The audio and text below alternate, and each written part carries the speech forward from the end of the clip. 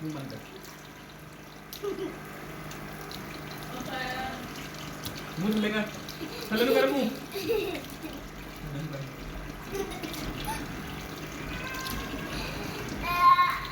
मुंह इधर कर थल्ले कर मुंह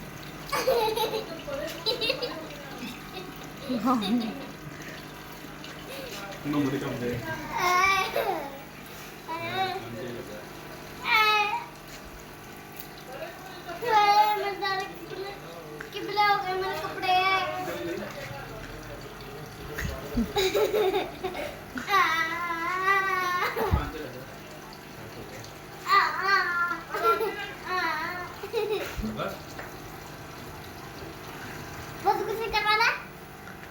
बोलिए ना वधू किसी करवाना मंडे को चाचू का श्वास देना